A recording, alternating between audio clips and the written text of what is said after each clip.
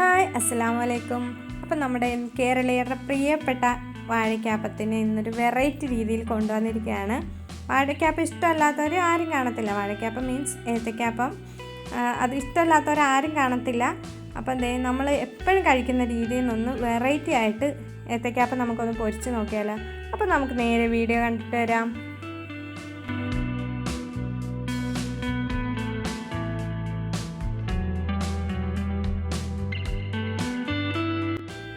ഞാൻ അപ്പോൾ ഏത്തയ്ക്ക എടുത്ത് ചെറിയ പീസുകളായിട്ട് മുറിച്ചൊക്കെ എടുത്ത് വെച്ചിട്ടുണ്ട് കേട്ടോ. ഇതിപ്പോൾ ഏത്തയ്ക്ക മുഴുവനെ തന്നെ രണ്ടായിട്ടൊക്കെ മുറിച്ചിട്ടുണ്ടാക്കുന്നവർക്കും ഉണ്ടാക്കാം. പക്ഷേ ഇതിപ്പോൾ ഞാൻ ചെറിയ ചെറിയ പീസുകളായിട്ട് മുറിച്ചെടുത്തേക്കുവാണ്. അപ്പോൾ ഇതിനകത്തേക്ക് ഇനി വേണ്ടതെന്ന് വെച്ചാൽ കുറച്ച് മൈദാപ്പൊടി വേണം നമുക്ക് കേട്ടോ. അപ്പോൾ മൈദ മിക്സ് ചെയ്യുകയോ ഒന്നും ചെയ്യേണ്ട, അതായത് പൊടിയായിട്ട് എടുത്താൽ മതി. പിന്നെ അതിൻ്റെ കൂടെ എടുത്ത് വെച്ചേക്കുന്നത് ഒരു 4 ബ്രെഡ് ഞാൻ ഒന്ന് പൊടിച്ചെടുത്ത് വെച്ചതാണ്.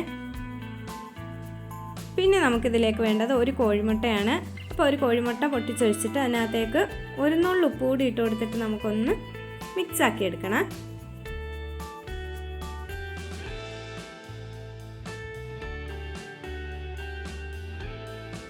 അപ്പോൾ ഇത്ര ഐറ്റംസ് മതി നമ്മുടെ ഏത്തയ്ക്കാപ്പം ഉണ്ടാക്കാൻ. അപ്പോൾ നമ്മൾ മുറിച്ച് വെച്ച ഏത്തയ്ക്കയുടെ ഒരു പീസ് എടുക്കുക. ആദ്യം നമുക്ക് മൈദമാവിലൊന്ന് കോട്ട് ചെയ്തെടുക്കാം കേട്ടോ. അപ്പോൾ 2 സൈഡും തിരിച്ച് മറിച്ചിട്ടൊന്ന് മൈദമാവിൽ ആദ്യം മുക്കിയെടുക്കണം. അതിനുശേഷം നമ്മൾ റെഡിയാക്കി വെച്ച മുട്ട മിക്സിനകത്ത് ഒന്ന് മുക്കിയെടുക്കാം.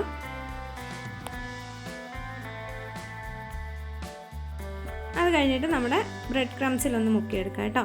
തീർന്ന് ഇത്രയുള്ള പണി. ബ്രെഡിൻ്റെ പൊടി കൂടി നന്നായിട്ട് അതിനകത്തൊന്ന് പിടിപ്പിച്ച് കൊടുത്താൽ നമ്മുടെ ഫ്രൈ ചെയ്യാനുള്ള ഏത്തയ്ക്ക ഇവിടെ റെഡി ആയിട്ടുണ്ട് കേട്ടോ.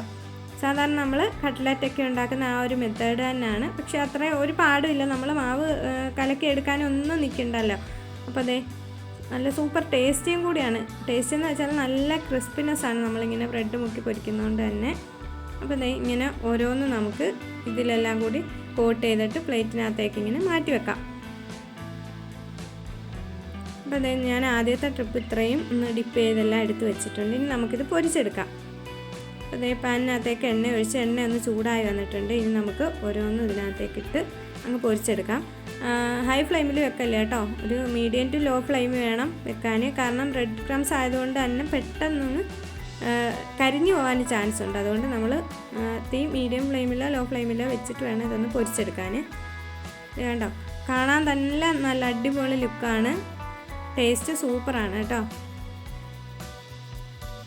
നല്ലൊരു ബ്രൗൺ നിറത്തിൽ ആയി വരും. അപ്പോൾ നമുക്ക് 2 സൈഡും ഒന്ന് തിരിച്ച് മറിച്ച് ഇട്ട് കൊടുത്തിട്ടൊന്ന് ഫ്രൈ ചെയ്തെടുക്കാം.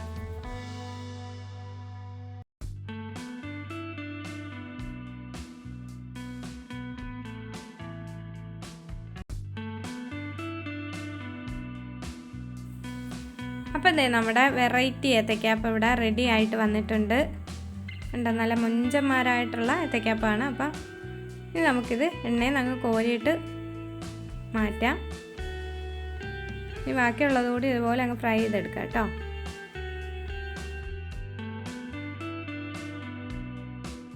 അപ്പോൾ നമ്മുടെ നല്ല ക്രിസ്പി ആയിട്ടുള്ള ഏത്തയ്ക്കാപ്പം ഇവിടെ റെഡി ആയിട്ടുണ്ട് കേട്ടോ. അപ്പം വൈകിട്ട് സ്കൂളിൽ നിന്ന് മക്കളൊക്കെ വരുമ്പോൾ എന്താ ഉണ്ടാക്കി കൊടുക്കാൻ ടെൻഷൻ അടിക്കുന്ന ഒരുപാട് അമ്മമാരൊക്കെ കാണും. അവർക്കൊക്കെ ട്രൈ ചെയ്യാൻ പറ്റിയ നല്ലൊരു റെസിപ്പിയാണ് കേട്ടോ. അപ്പോൾ മക്കൾക്കൊക്കെ ഉണ്ടാക്കി കൊടുത്ത് മക്കളെയൊക്കെ ഒന്ന് ഞെട്ടിച്ചോക്കെ. നല്ല സൂപ്പർ റെസിപ്പിയാണ്. എന്തായാലും മസ്റ്റായിട്ടൊന്ന് ട്രൈ ചെയ്ത് നോക്കണേ. സൂപ്പർ ടേസ്റ്റാണ്. അപ്പം നമ്മുടെ വീഡിയോ എല്ലാവർക്കും ഇഷ്ടപ്പെട്ടെന്ന് വിചാരിക്കുന്നു. ഇഷ്ടപ്പെട്ടാൽ സപ്പോർട്ട് ചെയ്യണം. നമ്മുടെ വീഡിയോ ലൈക്ക് ചെയ്യാനും കമൻറ്റ് ചെയ്യാനും ഷെയർ ചെയ്യാനും ഒന്നും മറക്കണ്ട. അപ്പം ചാനലൊന്ന് സബ്സ്ക്രൈബ് ചെയ്ത് സപ്പോർട്ടോട് ചെയ്തേക്കാം. അപ്പോൾ നമുക്ക് പുതിയൊരു വീഡിയോ ആയിട്ട് വീണ്ടും കാണാം. അതുവരേക്കും എല്ലാവർക്കും ബൈ ബൈ. അസ്സലാമു അലൈക്കും.